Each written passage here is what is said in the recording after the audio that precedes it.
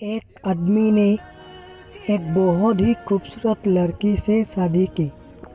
शादी के बाद दोनों की ज़िंदगी बहुत प्यार से गुजर रही थी। वह उसे बहुत चाहता था और उसकी खूबसूरती की हमेशा तारीफ किया करता था।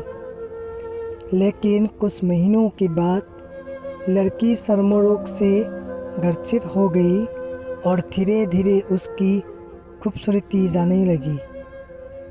खुद को इस तरह देख उसके मन में डर समाने लगा कि यदि वो बदसूरत हो गई तो उसका पति उससे नफरत करने लगेगा और वो उसकी नफरत बर्दाश्त नहीं कर पाएगी। इस बीच एक दिन पति को किसी काम से शहर से बाहर जाना पड़ा। काम खत्म कर जब वो घर वापस लौट रहा था, उसका एक्सीडेंट हो गया। एक्सीडेंट में उसने अपनी दोनों आँखें खो दी, लेकिन इसके बावजूद भी उन दोनों की ज़िंदगी सामान्य तरीके से आगे बढ़ती रही। समय गुजरता रहा और अपने चर्मरोग के कारण लड़की ने अपनी खूबसूरती पूरी तरह गंवा दी। वह बदसूरत हो गई, लेकिन अंधे पति को इस बारे में कुछ भी नहीं पता था। इसलिए इसका उनके खुशहाल विवाहित जीवन पर कोई प्रभाव नहीं पड़ा। वो उसे किसी तरह प्यार करता रहा। एक दिन उस लड़की की मौत हो गई। पति अब अकेला हो गया था। वह बहुत दुखी था।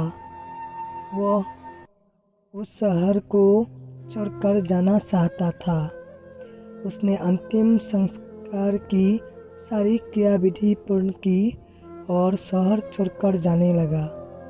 तभी एक आदमी ने पीछे से उसे पुकारा और पास जाकर कहा, अब तुम बिना सहारे के अकेले कैसे चल पाओगे?